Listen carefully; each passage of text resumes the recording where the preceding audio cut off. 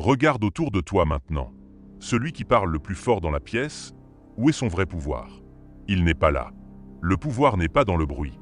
Il est dans le silence qui précède, dans le regard qui observe, dans la décision qui n'a pas besoin d'être annoncée. Aujourd'hui, tu vas comprendre pourquoi les hommes véritablement dangereux, ceux qui changent le jeu, ceux dont on parle à voix basse, ne parlent presque jamais. Et pourquoi toi, en parlant, tu donnes tout ton pouvoir. Chaque mot est une transaction. Tu donnes une information. Tu reçois de l'attention. Mais voici ce qu'on ne te dit pas. Tu donnes toujours plus que ce que tu reçois. Quand tu parles, tu révèles tes intentions, tu montres tes faiblesses, tu exposes tes limites, tu distribues gratuitement les cartes de ton jeu. Pendant que tu expliques, quelqu'un écoute. Pendant que tu justifies, quelqu'un analyse. Pendant que tu partages, quelqu'un collecte. Et cette personne, celle qui écoute sans parler, c'est déjà toute toi. Elle sait ce que tu veux, ce que tu crains, où tu vas frapper. Elle a le manuel de ton fonctionnement. Et toi, tu n'as rien sur elle. Rien. Parce qu'elle s'est tue. Observe une réunion importante. Celui qui prend le plus de place, qui parle le plus longtemps, qui argumente avec le plus de passion. C'est rarement lui qui prend la décision finale. La décision, elle est prise par celui qui a écouté, qui a observé, qui a vu les alliances se former, les tensions monter, les véritables enjeux apparaître derrière les beaux discours. Celui-là, quand il parle enfin, ce n'est pas pour participer à la discussion, c'est pour la conclure. D'un mot, d'une phrase, parce qu'il a compris le jeu bien avant les autres. Et maintenant, il définit les règles. Le silence crée l'espace du mystère. Et le mystère crée l'autorité. Quand tu ne parles pas, les autres projettent sur toi. Ils remplissent le vide avec leurs propres peurs, leurs propres fantasmes, leurs propres suppositions. Ils te prêtent des intentions, des plans, une profondeur qui n'existe peut-être pas. Mais peu importe. Ce qu'ils croient devient ta réalité. Tu deviens plus grand, plus impressionnant, plus intimidant dans leur esprit que tu ne les as en réalité. Parce que l'imagination humaine est toujours plus puissante que la vérité. Ton silence est le canevas sur lequel ils peignent leur propre respect. Regarde les animaux. Le prédateur ne rugit pas pour annoncer sa chasse. Il s'éteint. Il se fond dans le paysage. Il avance sans un son. Le bruit, les cris, les grognements, c'est le langage de la proie qui essaie d'effrayer ce qui la menace. Le vrai danger est silencieux. Il arrive sans prévenir, frappe sans crier, et disparaît sans explication. Dans la jungle sociale, c'est la même loi. Celui qui crie ses ambitions est déjà perçu comme un challenger, pas comme un leader. Celui qui annonce ses plans donne à ses ennemis le temps de se préparer. Celui qui se vante de ses victoires crée des jalousies, des résistances, des alliances contre lui. L'homme dangereux ne prévient pas. Il agit. Et son action, une fois accomplie, parle pour lui. Beaucoup plus fort que des mots. Ton silence est une forteresse. Chaque mot que tu prononces est une porte que tu ouvres dans tes murs. Une vulnérabilité que tu crées. Imagine que tu es assis à une table de poker. Vas-tu expliquer à tout le monde pourquoi tu suis, pourquoi tu relances, quelle est ta stratégie? Bien sûr que non. Parce que le jeu repose sur le secret, sur le contrôle de l'information. La vie est cette table de poker. Mais toi, tu joues carte sur table. Tu racontes tes problèmes, tes doutes, tes projets, tes espoirs. Tu donnes à chacun la possibilité de te contrer, de te devancer, de te manipuler. L'homme dangereux garde ses cartes contre sa poitrine. Son visage est un masque neutre. Tu ne sais jamais ce qu'il pense, ce qu'il sait, ce qu'il prépare. Cette incertitude te place en position d'infériorité. Tu dois devenir, tu dois supposer. Et pendant que tu dépenses ton énergie à le décrypter, lui, il agit. Il y a une discipline derrière ce silence. Ce n'est pas de la timidité. Ce n'est pas un manque d'idées. C'est un contrôle total. Un contrôle de tes impulsions, de ton besoin de validation, de ta peur du vide. Parler est souvent un réflexe de nervosité. On remplit le silence parce qu'il nous met mal à l'aise. On cherche à être approuvé, compris, aimé. On donne des informations pour en recevoir. L'homme dangereux a tué ce besoin en lui. Il est à l'aise dans le silence. Il n'a pas besoin que tu l'approuves. Il n'a pas besoin que tu le comprennes. Sa validation vient de l'intérieur, de la justesse de ses actions, de la clarté de ses résultats. Cette autosuffisance le rend indépendant. Improvisable, incontrollable. Tu ne peux pas le manipuler par la flatterie ou la critique, parce qu'il ne cherche rien de toi, sauf, peut-être, une information. Mais il ne te le dira pas. Comment appliquer cela? Comment commencer à récupérer le pouvoir que tu as gaspillé en paroles? Première règle, écoute. Vraiment écoute. Pas en attendant ton tour de parler, mais avec la curiosité d'un scientifique qui observe un phénomène. Quand quelqu'un te parle, ne pense pas à ta réponse. Absorbe ce qu'il dit, et surtout ce qu'il ne dit pas. Le langage du corps, les micro-expressions, les silences entre les mots. Tu vas collecter plus d'informations en 5 minutes de silence qu'en 5 heures de conversation. Deuxième règle, réponds avec des questions, pas avec des affirmations. Au lieu de donner ton opinion, demande « Pourquoi penses-tu cela ? Qu'est-ce qui te fait dire ça ?» Tu restes dans une position d'observation. Tu forces l'autre à se révéler davantage.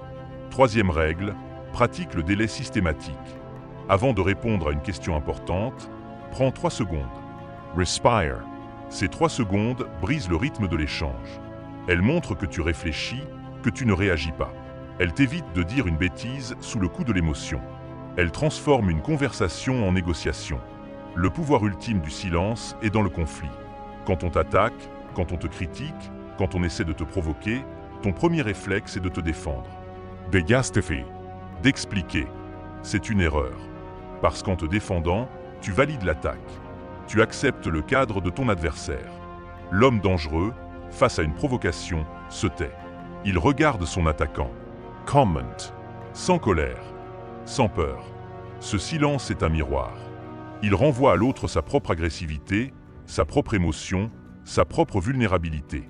L'agresseur, devant ce calme, se retrouve seul avec sa propre violence. Il devient ridicule. Il s'épuise. Et souvent, il se rétracte. Tu n'as pas eu à lever le petit doigt. Ton silence a gagné la bataille pour toi. Mais attention, le silence dont je parle n'est pas du mutisme. Ce n'est pas être une pierre. C'est une arme stratégique que tu dégaines au bon moment. Tu peux être charmant, sociable, engageant. Mais tes paroles sont alors choisies, calculées. Elles ont un but. Elles ne sont pas le débordement de ton ego. Elles sont des outils. Comme un chirurgien choisit son scalpel, tu choisis tes mots. Le reste du temps, tu te tais. Tu observes. Tu laisses les autres se découvrir. Prenons un exemple concret. Tú es en negociación. L'autre parle, parle, parle. Il expose ses arguments, ses besoins, ses limites. Toi, tu te tais. Tu hoches lentement la tête. Tu notes 1 ou 2 points. Plus il parle, plus il se révèle. Au moment où il a tout dit, tu as tout compris. Maintenant, c'est à toi. Tu parles. Mais seulement pour résumer. Si je comprends bien, vos principales préoccupations sont X et Y. Puis tu te tais à nouveau. Tu le laisses confirmer. Maintenant, il est dans ta main. Parce que tu as montré que tu as tout entendu, que tu as compris, et que tu n'as pas encore révélé tes propres cartes. Cette position est inattaquable. Un autre exemple. On te demande ton avis sur un sujet délicat. Au lieu de donner ton opinion immédiatement et de te mettre potentiellement à dos une partie de l'auditoire, tu dis « C'est une question complexe. J'aimerais d'abord entendre ce que les autres en pensent. » Tu te retires du champ de bataille. Tu deviens l'arbitre, pas le combattant. Les autres s'exposent. Toi, tu observes. Quand tu donnes enfin ton avis, ce n'est plus une simple opinion. C'est une synthèse, une conclusion. Tu as le dernier mot. Et le dernier mot, c'est le pouvoir. Le silence est aussi une arme de séduction. Pas la séduction romantique, la séduction sociale. Celle qui attire les alliés, les partenaires, les disciples. Les gens sont attirés par ce qu'ils ne comprennent pas complètement, par ce qui garde une part de mystère. Si tu te dévoiles entièrement dès la première rencontre, tu n'as plus rien à offrir. Tu deviens transparent. Provisable. Unwise.